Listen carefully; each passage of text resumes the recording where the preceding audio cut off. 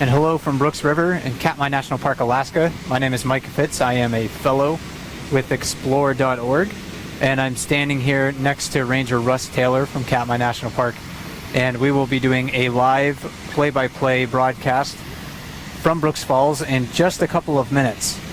So if you're watching on Explore.org, please stand by.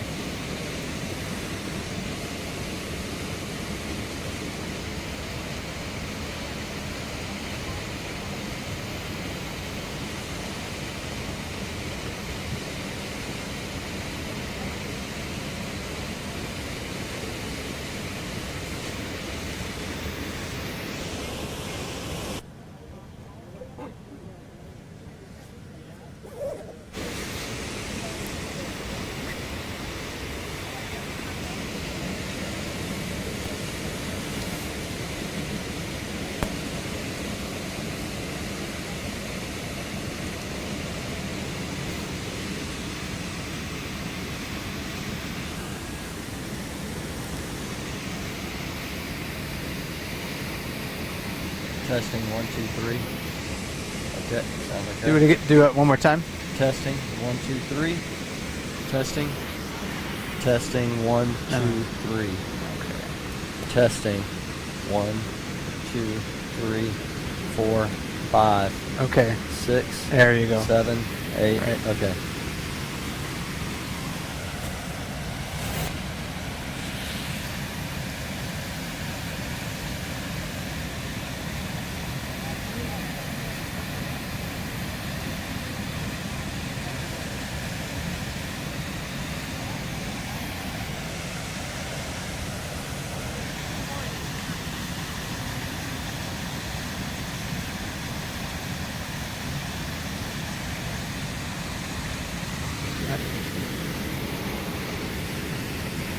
Welcome to Brooks River and Brooks Falls in Katmai National Park, Alaska. My name is Mike Fitz, and I am a fellow with Explore.org. My name is Russ Taylor, and I'm a ranger here at Katmai National Park. And during this evening's broadcast, we're going to be narrating the bear and salmon activity here at Brooks Falls.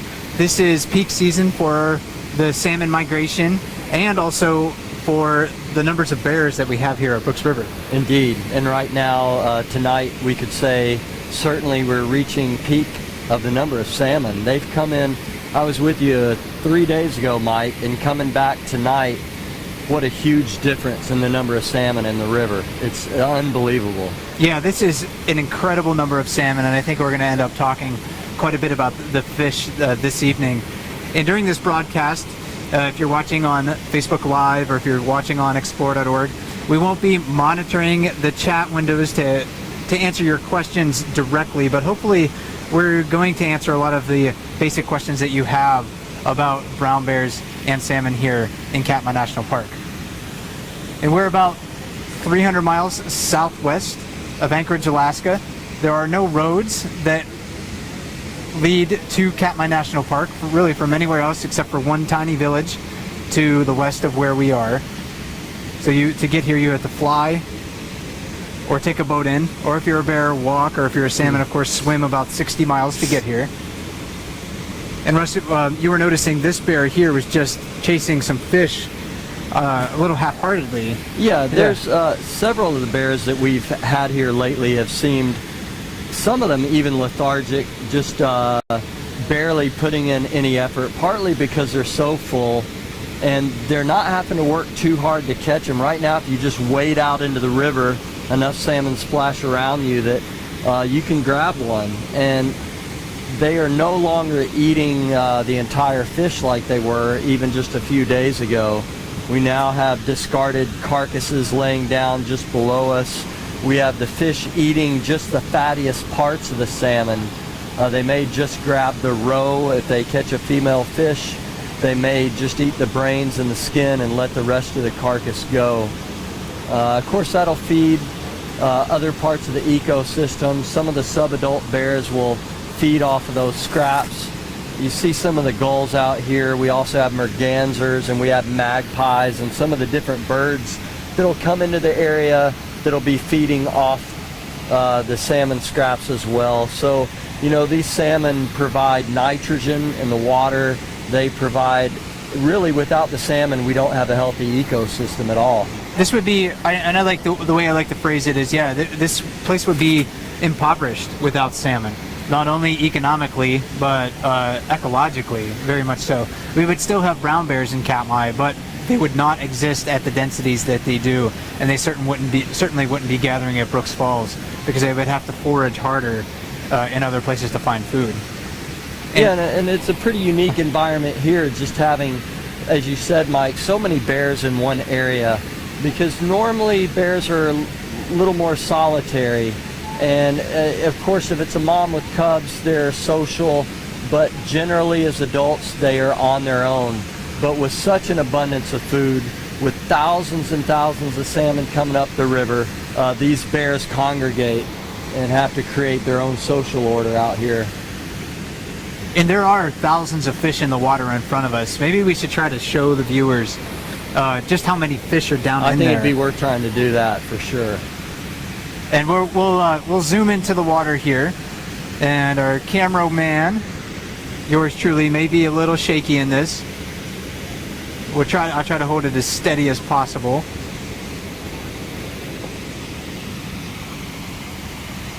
But just thousands and thousands of fish in the water. It doesn't look like there's much room for more fish to show up if more happen to arrive this evening.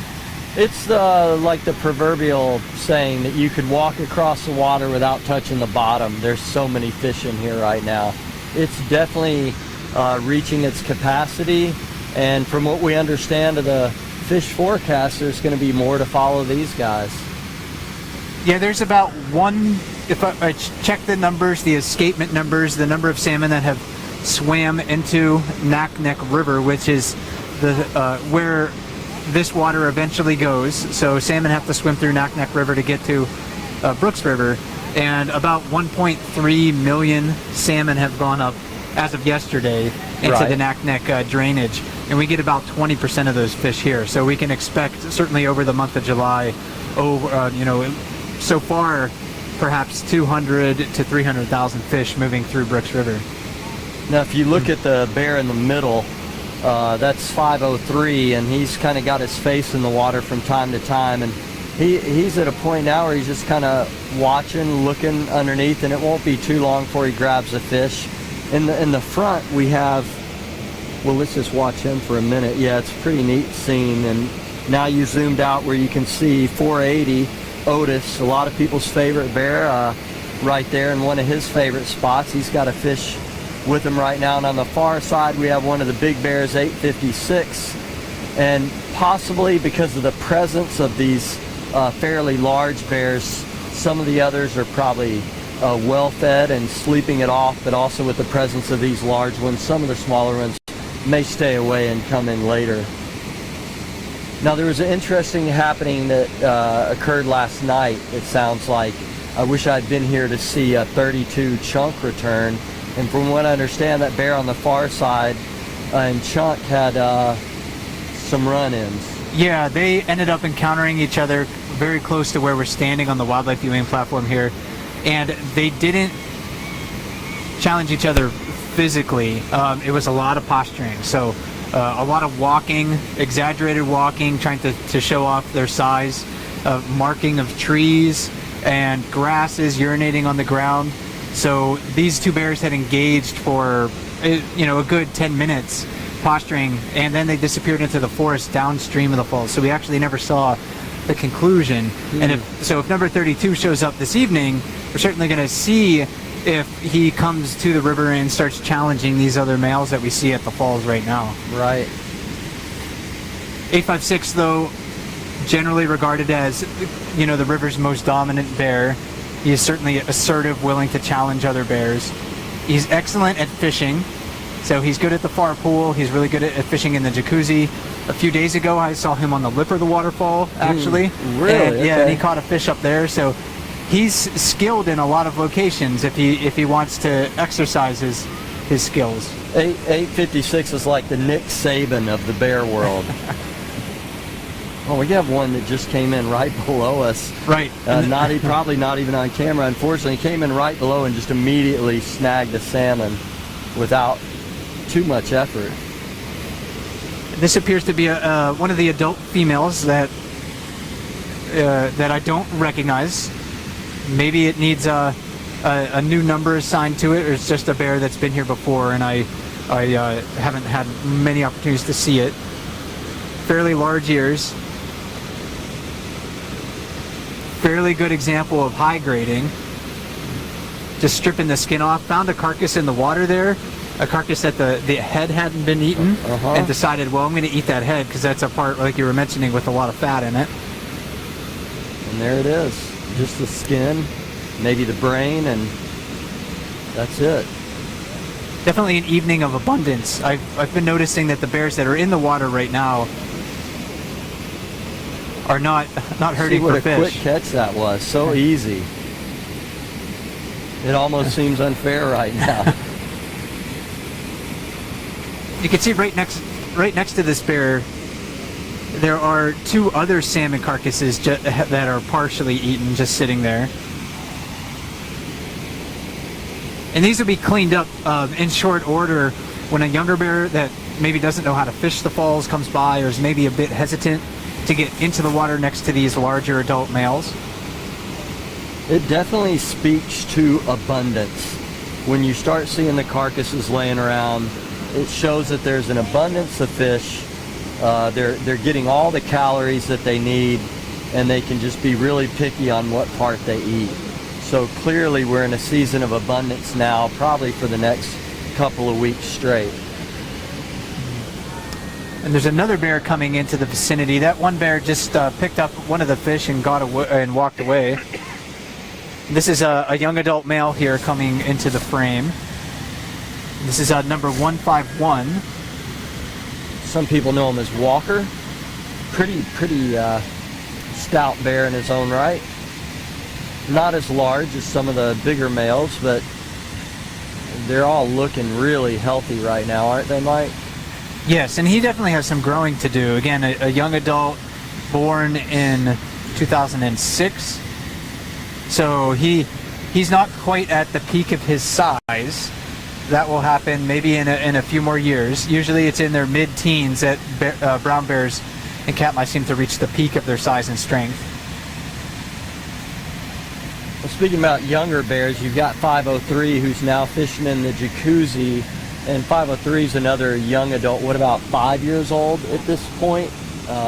Yeah, 5.5, I think. So I guess you could consider him to be a 6-year-old bear. Yeah, if so you want to round up. Right on the edge of adulthood then, right at that place we'd consider them an adult bear. And he had a great story, having been separated from his mom, being adopted by 435. And last fall, this bear gained so much weight I didn't recognize him from July to September.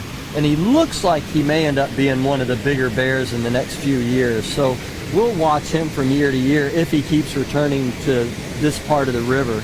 He is quite a large bear for his size. Here comes another. He's looking upriver right now because there's another bear that's just come into the frame. It looks like things are about to pick up a little bit. Yeah, definitely more bears in the vicinity. 480's kind of keeping an eye on things, glancing this way once in a while. That's interesting. So 503 just kind of avoiding this bear that came down. 151 walking towards this bear, not necessarily aggressively, so maybe this is a friendly encounter. This bear on the bank closest to us, very dry, very blonde right now. I'm going to try to pan down and see if we can get a look at her. Well, here we go. I wasn't sure that 503 was going to stay around, but now they're checking each other out. This is the tail end of the mating season. You can see 503 definitely checking to see if she would be receptive to mating. Brown bears will often... Oh, here you go. And then, well, sometimes... Didn't really expect that tonight. Sometimes love is in the air almost immediately. Brown bears do sometimes go through a courting process that can last days or even weeks. But sometimes, the right bears meet up at the right time. And you can see 503 is definitely feeling a bit amorous. The female, maybe not so much.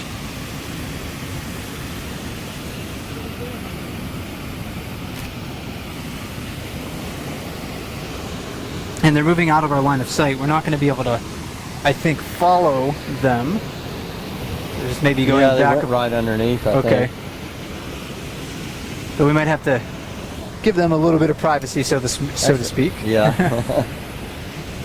But again, this is the tail end of the mating season, and well-fed bears can concentrate on other things besides, just gaining calories. And we saw an example of that right now.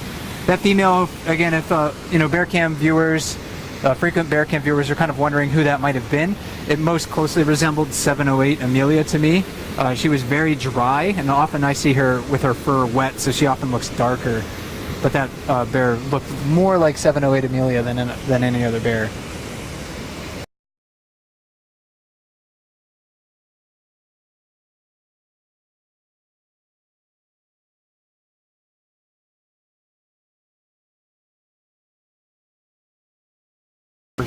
By, so we're just kind of at the end of it right now. Yeah, and 503, somewhere behind the platform, it seems like those bears went, and he's definitely distracted by other things than salmon right now. And we have looks like 775 Lefty coming downriver, one of the most famous bears for fishing on the lip of the falls, and he looks eager to get up to that lip and catch some fish, so we may get a little bit of a show from him. He tends to catch them pretty quick, and he's had a lot of competition from some female bears that have been on the lip of late, 409, 128, and some of the subadults. And there's so many salmon jumping, he got clocked on the head in the process, but he's already caught one, and he's really, really good at that. You've got to have your camera ready if you want to get a picture of him catching a salmon, because he catches them quick. Yeah, he's very skilled in that location, and he actually just dropped the fish, so I'm not sure how hungry he is. But bears often, I think, have an innate instinct to try to catch vulnerable prey and shove food into their stomach.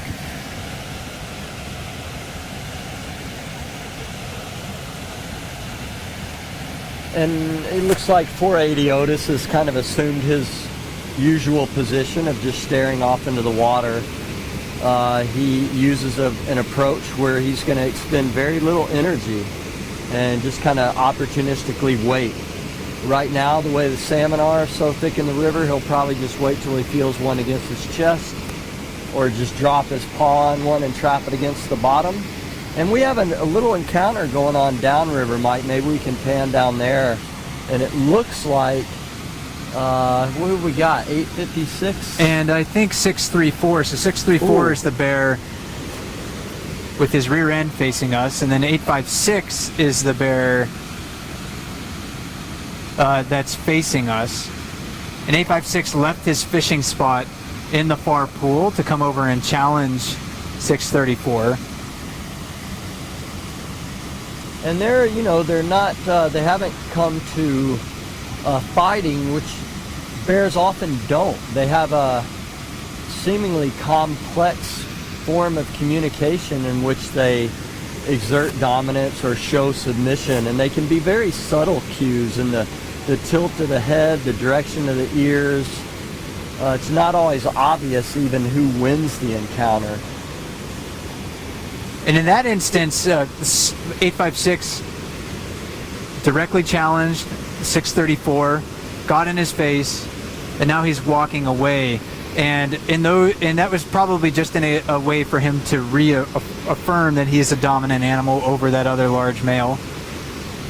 In these encounters, when the interaction is not over like a specific resource, like a fishing spot, a piece of food like an animal carcass or a female, it's the more dominant animal that walks away, and typically the submissive animal is the one that sits and watches and doesn't break away until he's sure the other one isn't going to come and challenge him again.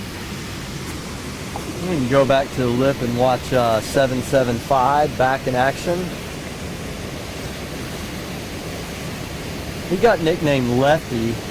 His left ear has kind of been damaged over the years. Yeah, it's a little shorter than his right ear. We don't know how that happened. I suspect it probably happened during a fight with another male. they will, get bitten on the ear. They'll bite each other's faces and shake their heads back and forth vigorously. So sometimes bears will even have their ears ripped off in those fights. Of course, 409 took a good tug on his left ear last night or the night before when 775 stole a fish from her. Yeah, that was actually last night. Oh, it was? Yeah. Okay, so Yeah. people that were here last night got to see that one.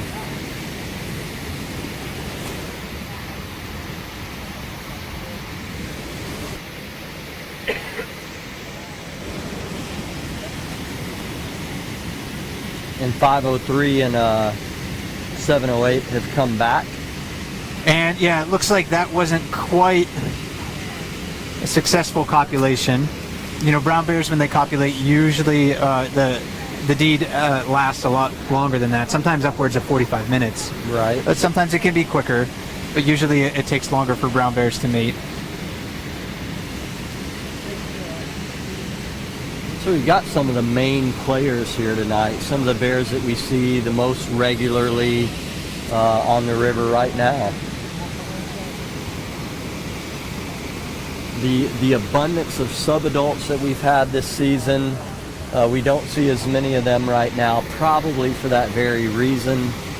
When some of the large bears are here, sometimes they avoid it, and it may also be that with all these salmon, they may have gotten their fill and be sleeping it off for a little while.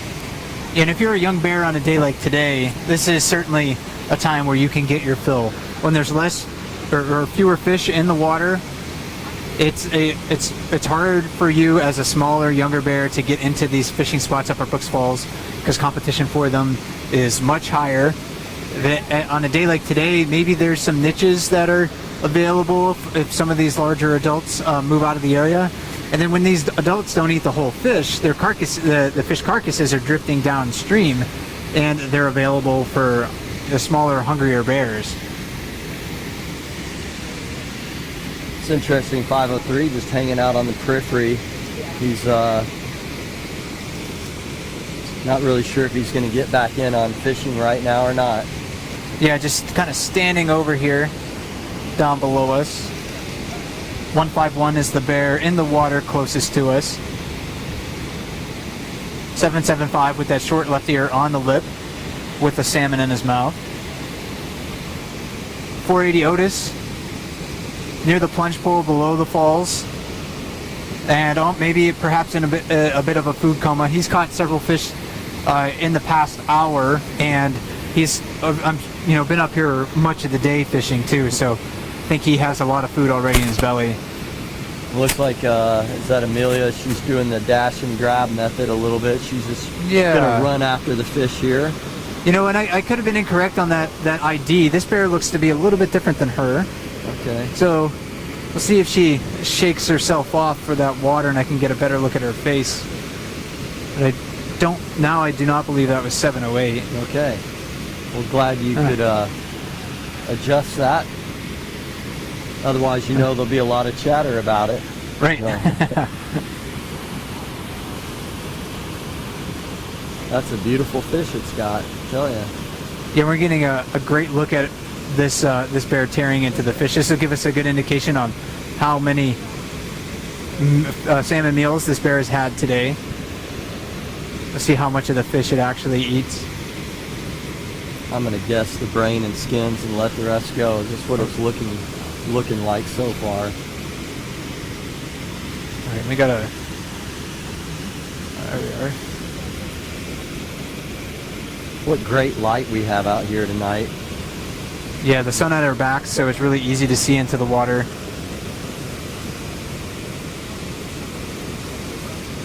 This bear, and again, this is a tentative ID, but this bear does look a little bit like 273 to me. So she's an adult female that's already had one litter that we know of. And again, this is a tentative ID, so don't hold me to that.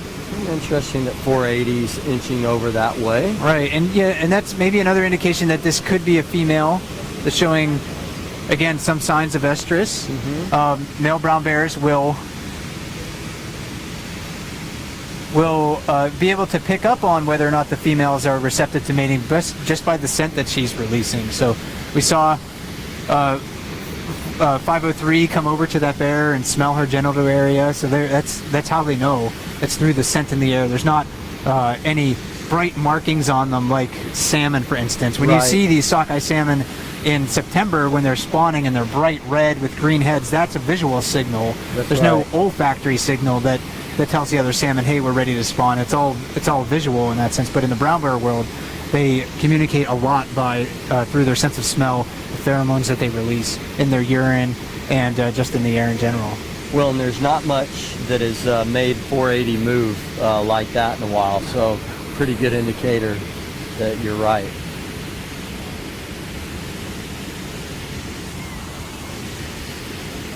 And 480 didn't have too many strong motivations, I guess, to follow that female because he's right back to fishing.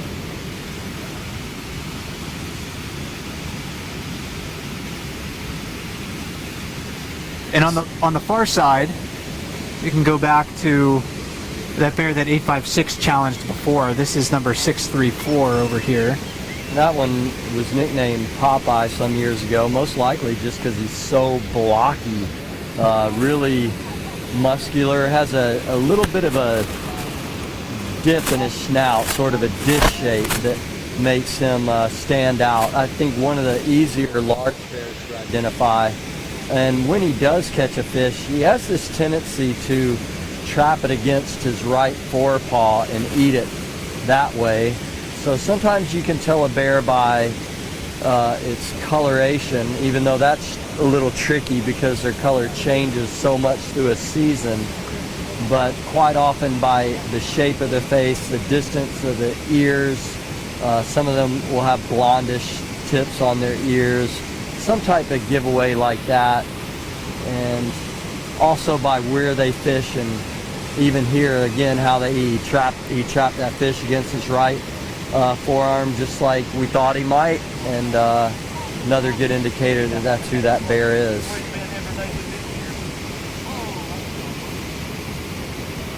And Lefty's right back on the lip again, and boy, he's very efficient up there. I can see why he was so frustrated to have all those other bears up there a few days ago, because he loves this spot and he's so good at fishing that spot. And another fish for him. So that's at least his third or fourth since he's arrived. And again, he's not eating the whole fish. He's just eating. He's being very selective, eating the skin, the brains, and if it's a female, who'll eat the eggs.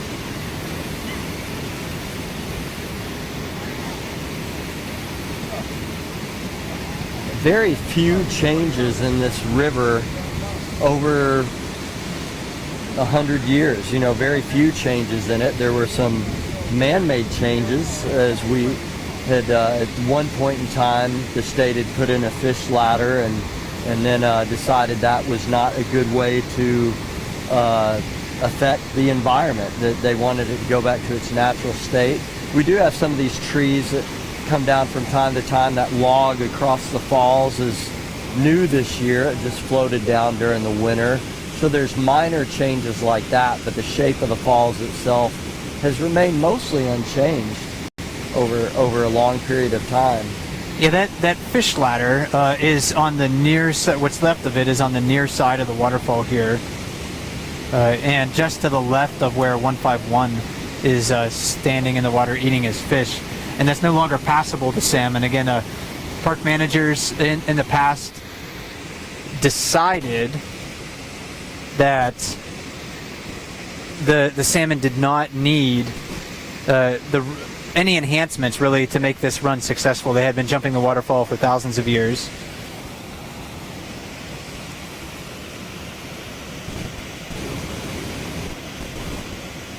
There's so many salmon that while 775 is eating his fish, he got honked in the head once or twice by salmon trying to jump the falls. And what a fascinating journey for these salmon who are born here, travel down the river, live in the lake for a couple of years, then go out to the ocean for 2 to 3 years, and then make the journey from Bristol Bay back up the Naknek River and into its various tributaries to come back here 5 or 6 years later This is the final journey for them. Once they enter the river system from Naknek, they're not going to eat any longer.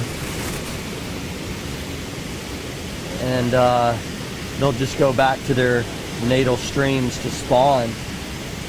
Yeah, they're subsisting on their fat reserves, their energy reserves in their body. So it's an amazing feat of endurance. And Russ, I'm going to zoom into 480 here, who's eating a salmon. Great. He's probably the oldest adult male that we have here. Many of our frequent viewers are familiar with him, but he definitely is showing signs of age, such as missing teeth. He's missing at least 2 canines. You can see that he doesn't tear into the salmon nearly as efficiently as younger bears, and I think that's just a product of worn and missing teeth. Mm-hmm.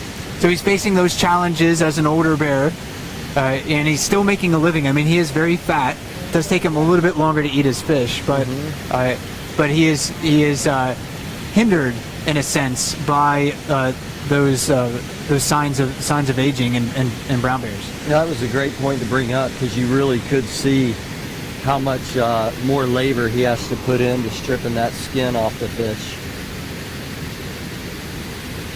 And of course, he's also not very hungry right now, so that weighs into right. how quickly he eats the fish. Having been here one season myself last year, and now coming back and watching the season unfold with a little more background knowledge, it was interesting. The first bear I watched eat a fish this year was a Grazer 128, and she practically devoured that whole entire fish, left nothing. Had to run away with it at the end because 856 was coming to steal it, because they were all so hungry they would get whatever they could. And here we are, only less than 2 weeks later. The salmon have now run, and boy, have the eating patterns begun to change.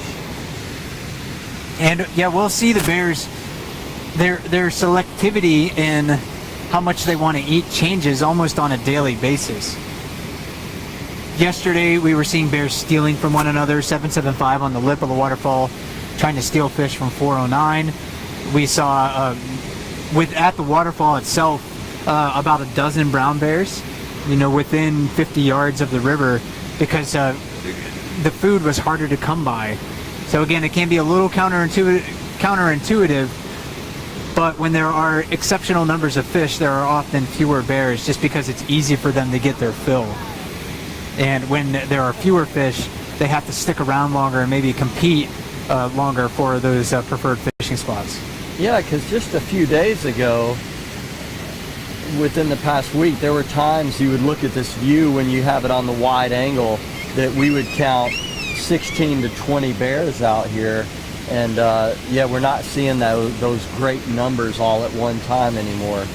Now, we'll see that again from time to time.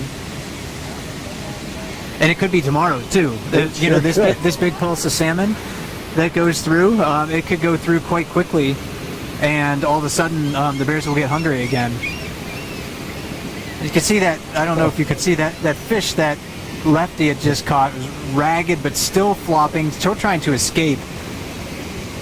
And he got clonked right in the forehead again by another salmon while he was eating that one. So maybe that's why he moved away. It's a little uncomfortable to stand there.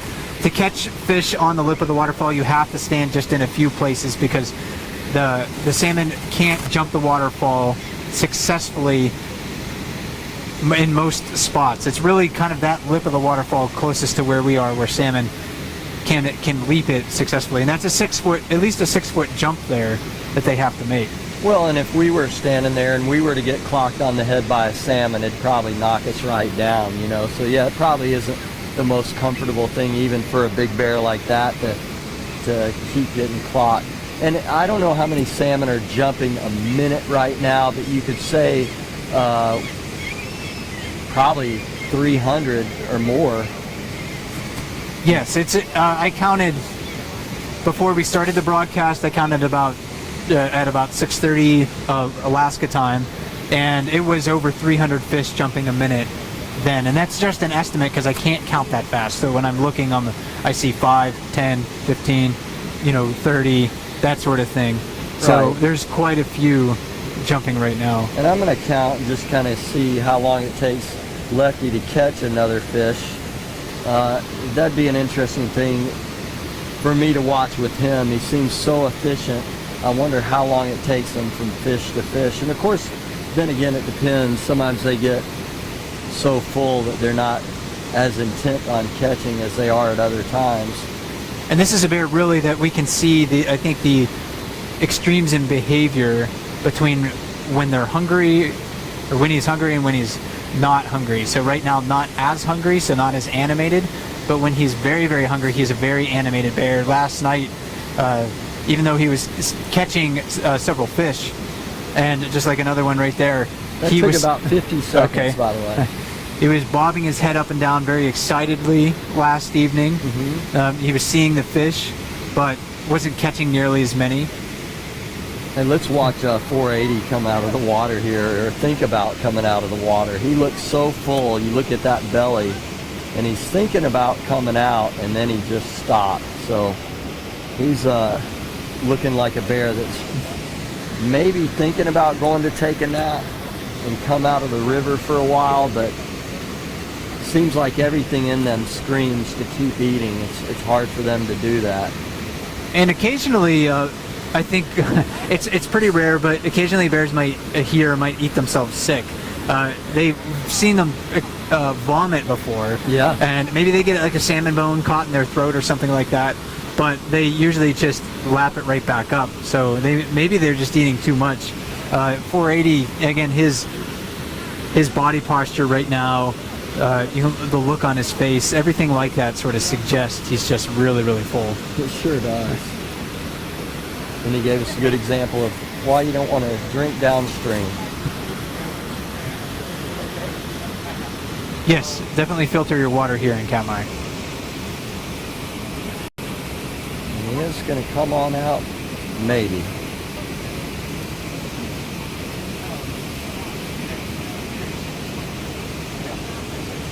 And so a brown bear in the summer, as we're getting into the midsummer now, is easily going to weigh a male between 700 and 900 pounds. When they get into the fall, we're going to get 1,200 plus pounds. They just get enormous, and he's definitely starting to get, his belly's starting to get pretty full, but he's still going to get a lot rounder. Stay with us and keep watching on explore.org and watch these bears, and it's hard to even fathom how big they are come September, October. And especially around their face and neck, they're all over their body they'll accumulate significant fat reserves. In the past and even currently, biologists will choose to not put radio collars. If they're doing a collaring study, a tracking study, they'll choose not to put collars around male bears for a variety of reasons, but one of them is because their necks are so thick that their collar often just slips right over their head. Oh, good. Because they often are so muscular there, and then in the fall especially, they have so much fat in that area. Lefty's last catch took him 14 seconds from walking to the lip for his next catch. So I don't think that's the statistic we keep, but I might personally start watching for that, how long it takes them between fish. So we've had a 50-second catch and a 14-second catch so far. And a lot of times, out of my own curiosity, I will count the number of fish that a bear catches. Last week on a night when there was a lot of fish like this, I counted 775 here, catching at least 39 fish in about 75 minutes. And he, of course, wasn't eating the whole thing. He was sometimes doing a catch and release, the bear version of a catch and release. Did you say 39? 39. Yeah, and he was standing on the lip of the waterfall, just catching them just like that repeatedly, one after another. That was a 25-second catch. And taking a bite out of it and dropping it. And I've mentioned this before in many of our broadcasts this summer, but I don't think bears sometimes can really just shut the behavior off. The behavior that says catch vulnerable prey. There's abundant food here right now. They see that, they recognize that. They live in a feast or a famine world. Right. So they really are just trying to take advantage of the situation as much as they can. They probably are genetically programmed to take advantage of vulnerable prey when it's available. And I'm going to pan down right below us here just to show everybody again how much the bears are eating and what is currently down below. You can see several salmon carcasses on the ground just lined up there. And again, those would be cleaned up by younger bears once they happen to come by if they haven't gotten their fill yet. They'll be cleaned up also by adult bears if once this big wave of salmon moves through the river. Lefty caught that next one so fast I didn't even get a count on it. Just another one. It was probably 30 or 40 seconds in between. Very, very efficient. Yeah, I think he's trending downwards into the 20-second range, so that's on average. 634 is now just kind of sitting. I don't see that behavior from him a whole lot. No, he's just sitting over there right now. Yeah, he might be full too. And one bear that we saw fishing over here closer to where we are before, 151, very wide set ears, fairly tapered muzzle, so he has more of a narrow face than a lot of other brown bears.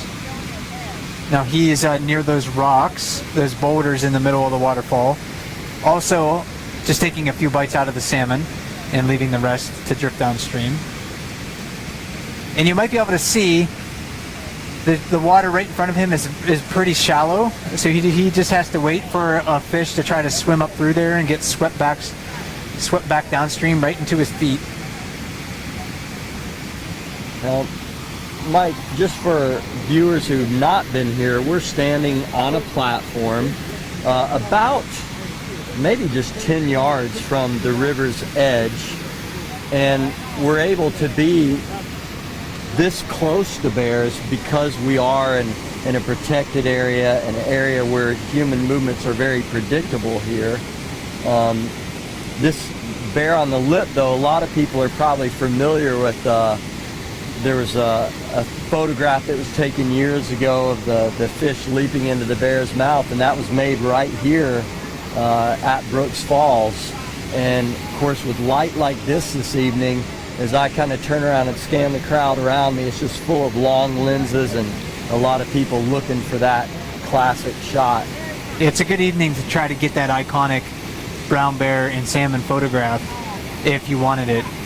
Now there's another bear coming into the scene, a very large bear, and he's upstream on the far side of the waterfall. Sorry, Mike, that was a 1 second grab. Lefty got to the lip and a second later had a fish. So his average is dropping. Okay, right place, right time, and he didn't eat any of that fish either. He just dropped it. He sure did. We're going to take a look at this giant of a bear walking down. This is a oh my word, number 747.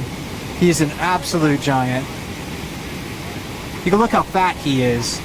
And I remark about this again almost every broadcast too, but he is ready for hibernation right now. He is a very fat bear and for this time of the year. 151 saw him coming, and 151 skedaddled. He's like, I'm out of here.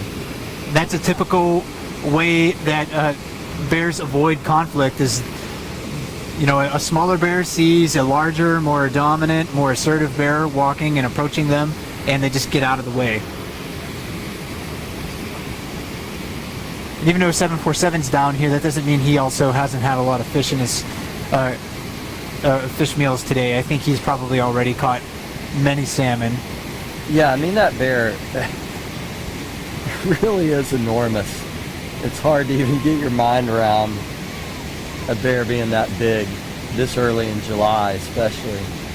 That's the thing about it too. Like, we could expect that from a bear in October. Yeah. In an area where there's a lot of food, but he had a really good year last year, and he's well on his way to having a really good year this year. So he's gonna I really do want to see him in the fall, out of the water. In the water, it'll be kind of hard to judge his size, but when he comes out of the water, I think his belly might almost be dragging on the ground. And Lefty had about a 20-second, but he dropped that one again too.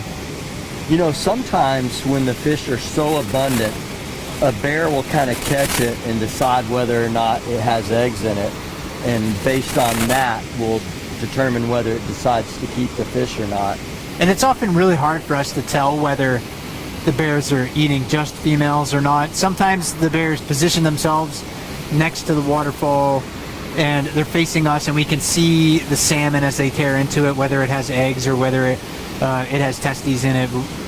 When they turn away, it's often really hard to see. And there's no, at this stage of the game with the sockeye salmon at this distance, there's really no way for us to tell whether these are male or female.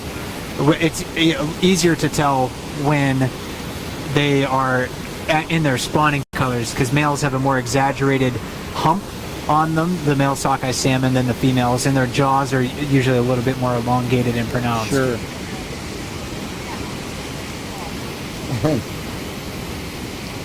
They're just, it really is fascinating to watch Lefty 775 up there on the lip with all these salmon jumping at him. He almost doesn't know which one to go after sometimes. They're so plenteous. So definitely a night of abundance tonight. And this is really the payoff for clean watersheds and sustainable fisheries.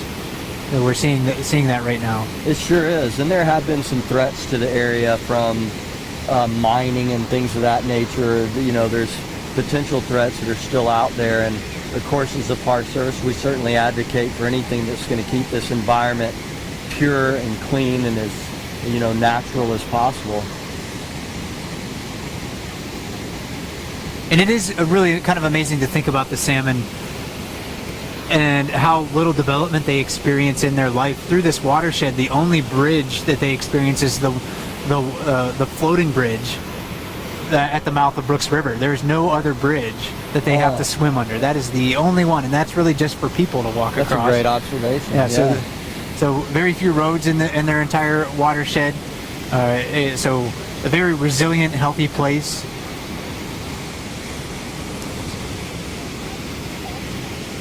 And 151 down below us. He just got one, didn't he? We'll take a look at how he eats that fish. You might be able to, again, a bear that's maybe half the age of 480. You can see he can eat that salmon a lot easier, grabbing onto that with his canines and incisors. Looks like he's going to get most of this one.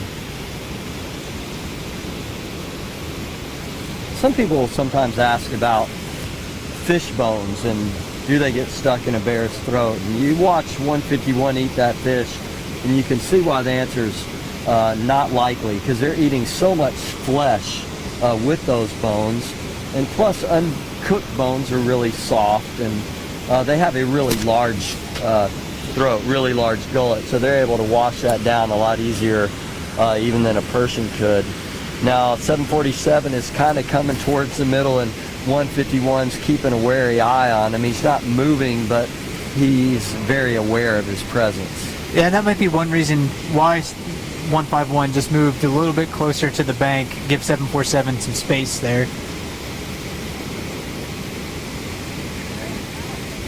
And if you can compare, you know, you get a good screen capture of various bears in the jacuzzi. You can compare their relative size, because they all sort of sit in about the same spot.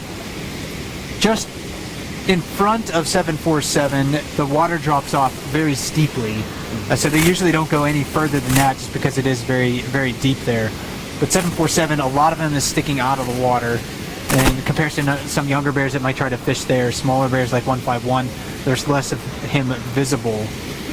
Mike, and you actually went out there. You can go out in this river until June 15th, because there's no bear threat in the area to human safety at that time. And so I think you explored that, which is pretty fun.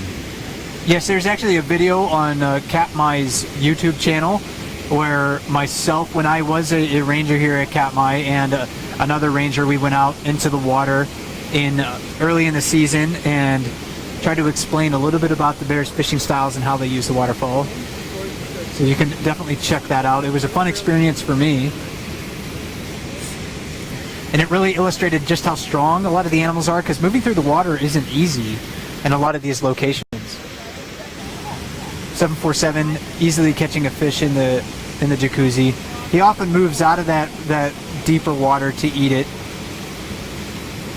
It's kind of interesting tonight. He's actually got that bear under the water, and he's going down under the water to eat it. I haven't really seen him do that too much. Sometimes when they get this big, I think it's more comfortable for them to be in the water than out, because they are carrying so much fat on their bodies. And we'll see that a lot in the fall too. It seems like they just like to be in the water, right? Because they're very, very large, so it's just harder for them to move through the forest. 747 eating that fish slowly, again, well-fed bear. And just looking at the riverbank again, there's a lot of discarded salmon around. So these gulls are having a feast. You hardly see eagles or osprey here very often because they can come in and snag a lot of meat, take it back to their nest, and you just see them from time to time. I think all the animals around here just feast off of this abundance. It's truly remarkable. You know, we're allowed to be about 50 yards from a bear here. Now, if we were in, say, Yellowstone, they would say at least 100 yards, and in Denali, they would say at least 300 yards.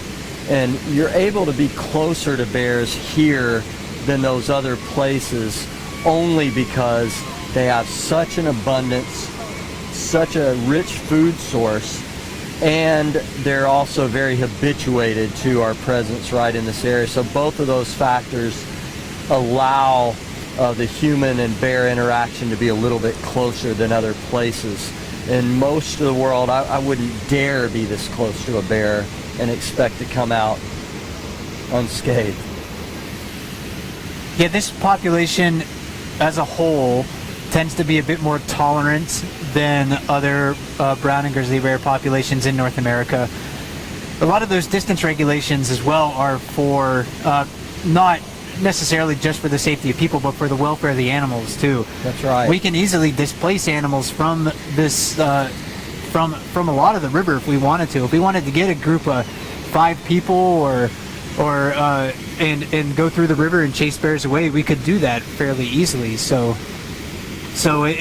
giving bears space is not only for human safety, but also for the welfare of the animals. Well, and if you go back in history and you look at the successive people who were here before, the Alutiiq people in this area, they used to fish in this area. And so when people were fishing in this area, they would often have the younger boys and whatnot drive the bears away from the area in order for them to protect their fish. And so the human bear interaction has gone on a long time, and I think when people started fishing here in the 40s and 50s, there weren't even so many bears around. And of course, now that this has sort of been given back to them, then they began to return, and now, you know, here in great abundance. Last year we had 49 adult bears just in this stretch of the river.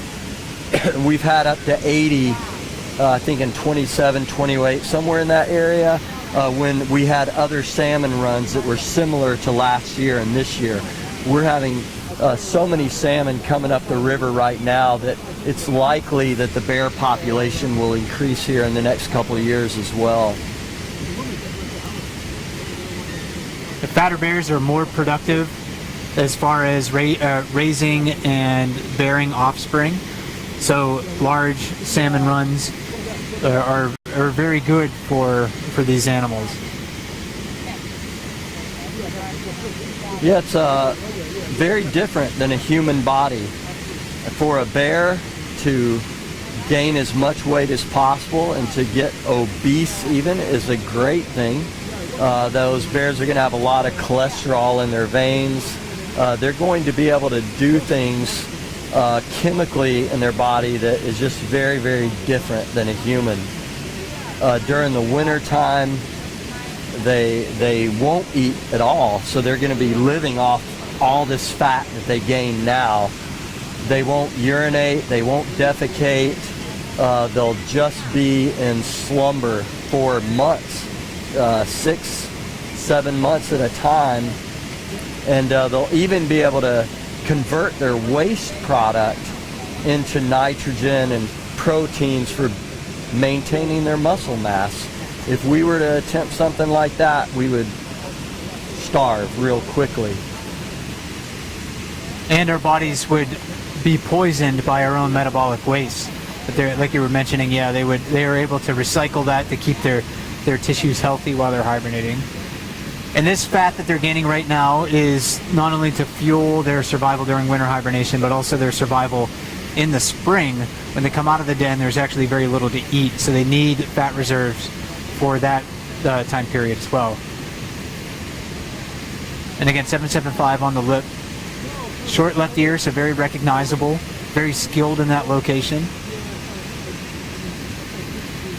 He's really been impressive tonight, just one after another. I mean, I haven't even been able to keep up with him, but it seems like every time you turn around, he's got another fish. And 634 seems to be sitting things out for a while. He's pretty content over there on the far side. And of course, 747 looks like he's going to be up to his usual routine of just one fish after another, carry it back to the bank, eat it, go back and get another. We have a new, well, not a new bear, it's a bear that we've seen here a few times. Very distinct looking bear, wouldn't you say, Mike? Yes, and I'm not sure I'm going to be able to get him into the frame quite yet. There's a camera lens in my way there. I'll try to move the camera over a little bit. One of the things you might notice when you look at him with his nose, he's got an injury, probably from a fight, where his nose is disconnected, where other bears have a connection. And, you know, I have a theory about this bear. Yeah? And I... Oh, good. We get to watch him. Pretty big fella to be dashing and grabbing like that.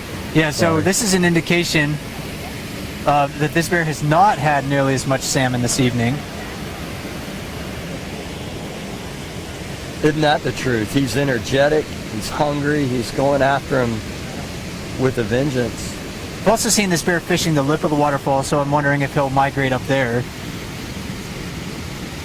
Now, the injury to that bear's nose looks fairly distinctive. Mm-hmm. And I want to post in our text chat tomorrow morning on onexplore.org about this animal. But I suspect that this bear was here in the past, and the nose injury has since healed, but there's a gap of many years in between. You can see the salmon just boiling in the water down there. Yeah, that's really, really something. I have to pull it up here. Just watch the salmon running around him as he goes. He'll displace a lot. Wow, that light is so pretty tonight. He kind of gave up on that for a moment. He says, hey, I'll come take this when it's readily available. Right. You need to work. Why work so hard when there's free food available? That's right. But right back at it, that wasn't enough to sate him.